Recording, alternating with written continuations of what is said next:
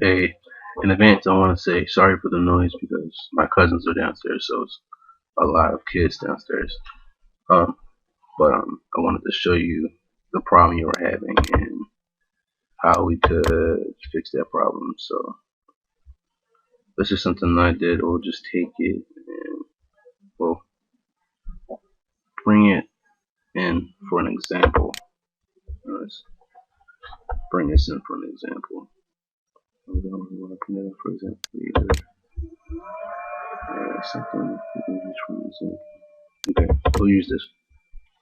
What you have is this, okay? And when what you're doing and your video is, or your picture from your phone is this. This is what you have. This isn't exactly drag and dropping what I meant. This is what you need to do. You need to take your mouse, click on this, and you drag and drop it like this. Okay, that's what I meant. Now, once again, we'll do it one time. Take this, you put your mouse on the picture itself, right here. You drag and drop. Okay. This right here, when you move this, is basically moving the whole picture tab, and it's not exactly putting it.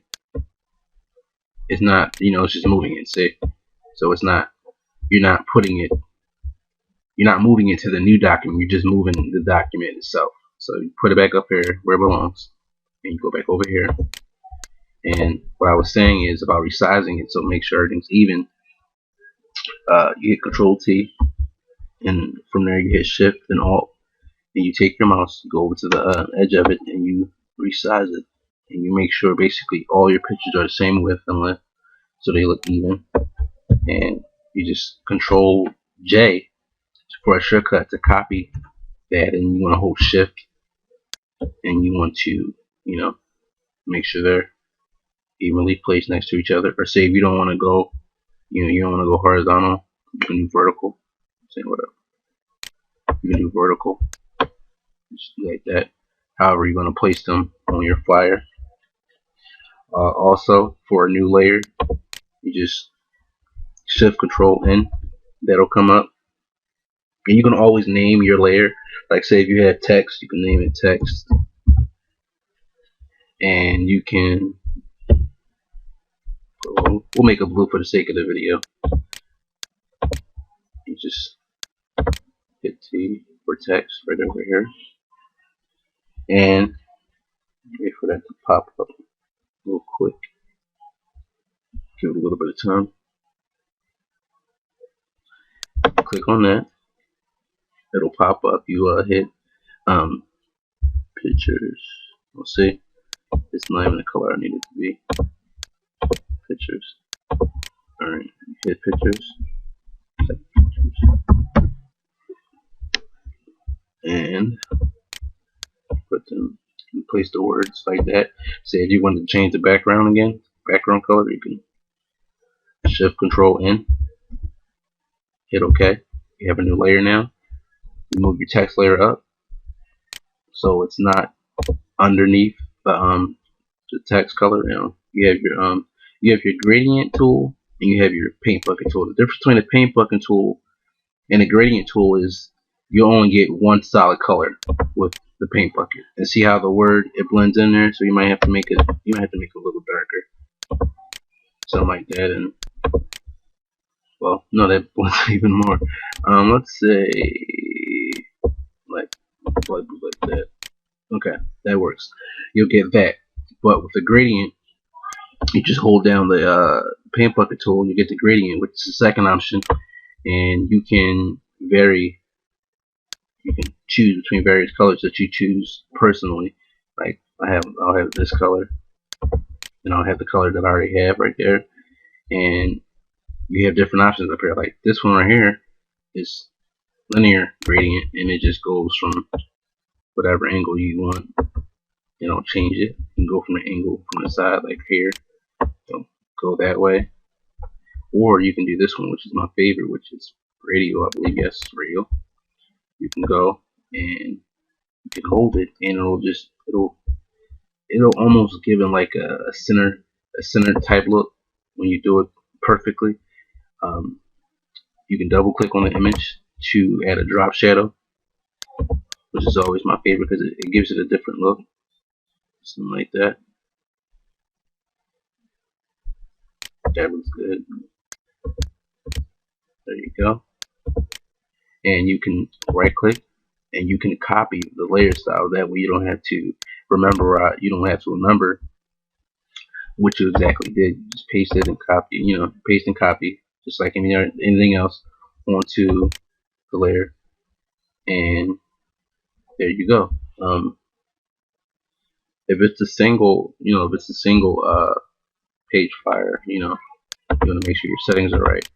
The average size printer paper is 8 by 11. So if you're just doing like a simple flyer and it's just a whole page, you want to make sure your width and height is 8 by 11, and your resolution is 300, because for printers, when you're printing, you always want to make sure that's like the standard for printing is 300. So you want to make sure that's correct, and your print should come out pretty much perfect.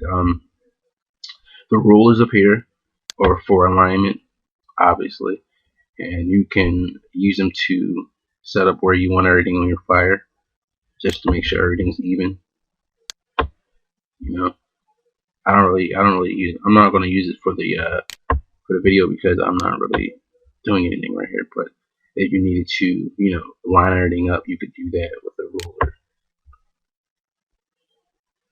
Okay. As soon as you don't need these, you can take these away. Okay. What else? Okay, yes. The shape tools. You were asking about shapes earlier. You would normally have this, which is my fault for not. Like I said, your presets are different from mine. You would normally have this right here, which is a square. You hold it, and a menu should pop up. You should get custom shape. Now, shapes are over here in CS6. You would normally get these right here. Now, say if the star that you wanted doesn't show up, you go to settings and you go to shapes, and it'll ask you, do you want to, basically start anew, and you just say append, and it'll, add those shapes there with the current shapes that you will have already. And you click on it, make a new layer, Shift Control N, remember that. It'll help you out a lot. And you just make your shape. Make sure you hold Shift if you want an even shape. And there you go. I'm going to take the stroke off because you don't need stroke. And there you go. It has a line on it because it's basically like showing you that it's a shape. So I usually just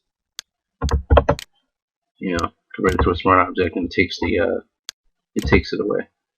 And you can move this down so it's being under your pictures. You move it down because you don't want it to be on top of your pictures. And you just you can place them type way you want.